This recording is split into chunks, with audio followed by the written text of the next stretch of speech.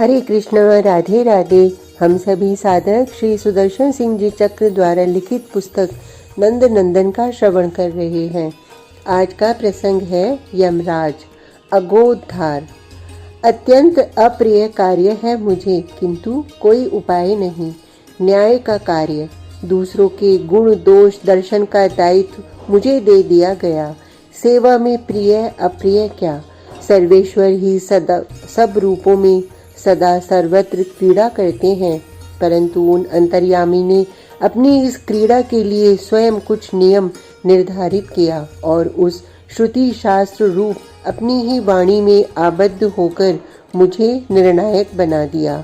मैं उनकी सेवा करता हूँ, इस सेवा का प्रसाद प्राप्त हुआ है मुझे। उन अपार करुणा वरुणालय ने मुझे अपना माना है। भगवती भक्ति देवी के पावन पथ के द्वादश प्रदर्शकों में मेरा भी नाम है। प्राणी विषयों की प्रलोभनवश इंद्रियों के असंयम के कारण पाप करता है। पुण्य तो परिणाम में सुखद है, प्रारंभ में प्राय पीड़ाप्रद ही प्रतीत होता है। अतः मनुष्य बहुत अभ्यास से सत्संगति शुद्ध अंतःकरण होने पर पुण्य कर्मों में प्रवृत्त होता है, किंतु पाप तो प्रलुब्ध करता है। अघ का आपात रमणीय आकर्षण मनुष्य को अकस्मात अधिकांशतः अनजान में ही अपने उदर में लेकर आत्मसात कर लेता है। पाप के पेट में गया और पतन के गर्भ में गिरता चला गया। पुनरुत्थान प्राय अशक्य प्राय हो जाता है। तब तो नरकाग्नि में पुनः पुनः पचना और बार बार पशु पक्षी कीट पतंग आदि योनियों को पाते रहना ही प्राणी का प्रारब्ध बनता रहता है। पाप प्रलुब्ध करता है पुण्यात्माओं को भी। प्रबल मनोबल, दृढ़ संयम, सतत सत्संग, सबल शास्त्र निष्ठा साधन है अघ के आकर्षण से सुरक्षित रहने के। किंचित शैथिल्य आया और पद प्रकंपित हुए तो गए पतन के गंभीर गर्त में। सच्चे सत्पुरुष तो श्री हरि के अभिन्न स्वरूप हैं। उन्हीं की अनुकंपा और कृष्ण कृपा कभी दो तो होती ही नहीं। यह जिन्हें प्राप्त है, सृष्टि में वे सर्वथा सुरक्षित हैं, लेकिन सबल वे हैं जो श्री कृष्ण के अपने हैं। वे नितांत निर्भय पाप पुण्य बना करता है उनकी पद रज के प्रसाद से। वे अग के उदर में पहुंच जाएं तो अग को ही मरना पड़ता है, क्योंकि अघारी उनका अपना स्वभाव है और यशोदा अंक धन का स्वभाव है कि जहाँ उसके सखा सेवक उसका स्मरण, वह वहाँ स्वयं। जहाँ स्वयं परात्पर परम पुरुष पुरुषोत्तम पहुँचेगा, वहाँ पुण्य ही प्रवेश नहीं पाता तो पाप के पंख का लेश कैसा। वहाँ एकमात्र आनंद अविकल उन्मुक्त रस राज की क्रीड़ा। अघ पाप का परमाधिष्ठाता भी मर जाता है यदि वह श्री नंद नंदन के स्वजनों के पथ में पड़ जाए और वे उसे अपनी क्रीड़ा के लिए अपनाना चाहें। शाम के सखा जहाँ जिससे खेलना चाहें, वहाँ उसे उनका केवल क्रीड़नक बनकर रहना है। पुरुषोत्तम जिनका प्राण धन है, उनके पद पहुँच जाएं तो पाप को पुण्य बनना पड़ता है। अग को मरकर निष्प्राण होकर उनका आक्रीड़ गहवर होने को बाध्य होना पड़ता है। पाप की प्रलोभिका शक्ति, उसका बाह्य आकर्षण, आपात रमणीय रूप रस सूख जाता है, मर मिट जाता है उसका विष, उसकी दुर्गंधी दग्ध हो जाती है, उसकी दुखदायिनी अंतर्हित शक्ति, वह केवल कंकाल क्रीड़ा कौतुक मात्र रह जाता है, क्योंकि जो कृष्ण के अपने हैं वे उसके कंकाल से क्रीड़ा करना चाहते हैं। कभी ब्रिज में यह घटना घट गई सो नहीं। मैं कर्म नियंता जानता हूँ कि यह श्री कृष्ण स्वाश्रितों के लिए सदा यही करते रहते हैं, किंतु ब्रिज में कुछ व्यापक रूप में घट गई उस दिन, और अपनी अनुजा की अनुकंपा से मैं भी उसकी झांकी पा गया। मेरी अनुजा कालिंदी कब से कठिन तप करती इंद्रप्रस्थ में यमुना जल में स्थित है। ब्रिज में अपनी अधीश्वरी श्री भानु कुमारी की सेवा में संलग्न रहना उसका सौभाग्य और यह मेरा सौभाग्य भी बन गया, अन्यथा यम की काली छाया ब्रिजमंडल के गगन को भी नहीं छू सकती। सुर विमानों पर बैठे प्राय श्याम सुंदर की क्रीड़ा देखने यहाँ नभ में बने ही रहते हैं, लेकिन मैं महिष वाहन बनकर तो यहाँ प्रवेश ही नहीं पा सकता। भगवती योग माया यमुना का अग्रज होने के कारण मुझे आ जाने देती हैं और सुरों के समान गगन से नहीं अदृश्य रहकर समीप से भी साक्षात्कार का सुअवसर मुझे सुलभ हो गया है। अपनी अनुजा के इन सौभाग्य सर्वस्व की मंगल क्रीड़ा किसे आकर्षित नहीं करती। मेरे तो ये सदा के आराध्य हैं, किंतु आजकल इन्हें मैया को खिंचा देना अच्छा लगता है। ये लीला में मैया नहीं चाहती कि ये वन में वत्स चारण के लिए जाएं, और इन्हें धुन चढ़ी है कि मध्याह्न में भी नहीं लौटेंगे। अब जननी खींचती है, चिंतित होती है, पर करे क्या, उनके ये लाडले मानते कहाँ हैं। कई दिनों से चल रही है माता पुत्र की यह प्रेम कला। मैया चाहती है कि वे वन में जाते ही हैं तो प्रथम पहर व्यतीत होते ही लौट आवे, और ये है कि मध्याह्न में भी नहीं लौटते। बार बार सेवक जाते हैं। ब्रिजेश्वरी दोनों देवरों को भी भेजकर देख चुकी, किंतु कृष्णचंद्र किसी की नहीं सुनते। वन में सखाओं के साथ स्वच्छंद विचरण को छोड़कर क्यों ग्रह लौट आवे। अब वन में ही छाक तो भेजनी ही पड़ती है। सब पुरुष एक से हैं। ब्रिजेश्वरी कहती हैं रोहिणी माता से तो मुझे हंसी आती है। मेहर और देवर सब कह देते हैं कि बालक वन में प्रसन्न है तो उनकी क्रीड़ा में बाधा नहीं देनी चाहिए। वहाँ वे खेलते कूदते वृक्षों पर चढ़ते हैं, इससे उनके अंग बलवान बनते हैं। गोप कुमारों का वन प्रेम उत्तम ही है। इनमें कोई नहीं समझता कि नीलमणि कितना सुकुमार है, कितना शांत लौटता है सदा। वन में दौड़ते दौड़ते थक जाता है। वहाँ कंटक हैं, कंकड़ हैं, पता नहीं कितने कटु कुपथ्य फल पुष्प हैं। बालकों को कुछ ध्यान रहता है। समीप के ही वन में ये रहेंगे, इसका कुछ ठिकाना है। बछड़े कहीं भी भागकर जा सकते हैं और ये सब उनके पीछे दौड़ेंगे। मैया की समस्याएं अनंत हैं। वे दिन भर इन्हीं चिंताओं में अशांत रहती हैं। दूसरी ओर उनके ये लाल हैं कि प्राय साएं प्रतिदिन मैया से खींचते हैं। मैया इन्हें सबसे पहले क्यों जगह नहीं देती। दाऊ दादा पहले उठकर मुंह धोकर शैया के समीप आ खड़े हों तब उठा जाए, यह भी कोई बात है। सब सखा गो दोहन करके आ जाते हैं, तब कहीं कलेऊ करना पड़ता है, यह इन्हें स्वीकार नहीं। साएं प्रतिदिन मैया को सावधान करते हैं कि इन्हें शीघ्र जगा दे। मैया को लगता है कि गाय बहुत अंधेरे हुंकार करने लगती हैं। दाऊ पता नहीं क्यों शीघ्र उठ जाता है। नीलमणि तनिक और सोता रहे, इतना सवेरे न उठे तो अच्छा, और कलेव तो यह सखाओं के बिना कर ही नहीं पाता। कल सब वन में ही कलेव करेंगे। अब यह नवीन योजना बालकों ने बना ली है।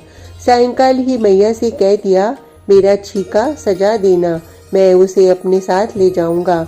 कल मुझे दादा से पहले उठा देना। कल दाऊ का तो जन्म नक्षत्र है, वह नहीं जाएगा वन में।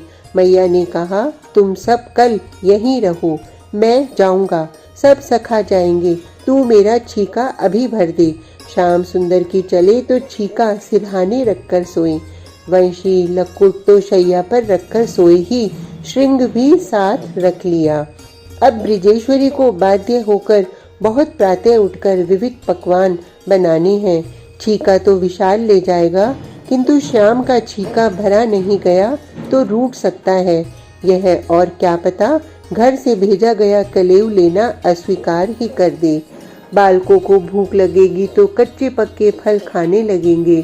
इससे अच्छा है कि इनके साथ उत्तम कलेव दिया जाए। अब ये मध्याह्न में तो लौटते नहीं। धू धू तू धू। सचमुच श्याम सुंदर बहुत शीघ्र प्रातः उठ गए। सबसे पहले बड़े भाई के साथ गोदोहन समाप्त किया और मैया से छीका मांगने लगे। श्रृंग बजाकर सखाओं को पुकारने लगे, अत्यंत प्रसन्न है आज सबसे प्रथम उठकर। इनका श्रृंग पुकार रहा है, जगा रहा है। यही तो सदा अज्ञान निद्रा में निमग्न प्राणी को पुकार कर जगाते हैं। ये न पुकारे तो क्या अनंत काल से इनसे परांगमुख प्राणी इनकी ओर उन्मुख होकर इनका अनुगमन कर पाता है।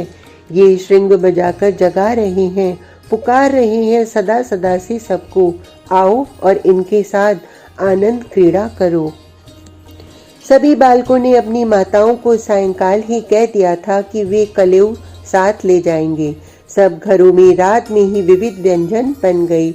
आज बालकों ने श्रृंग वेत्र रज्जू के साथ रंग बिरंगे छीके लटकाए हैं कंधों पर।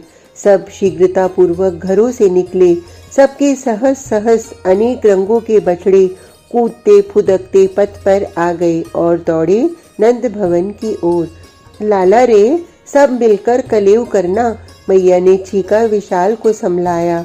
आज दाऊ नहीं जा रहा, तू अपने इस छोटे भाई को संभालना।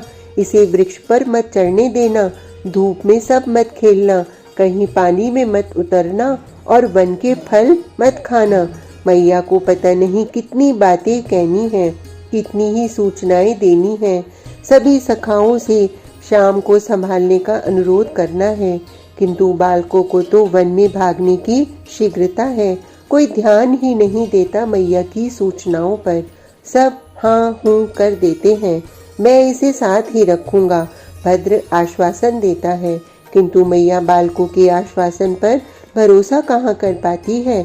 बछड़े कहीं भाग भी जाएं तो वन में मत भटकना, वे अपने आप आ जाएंगे या गोप उन्हें लाएंगे।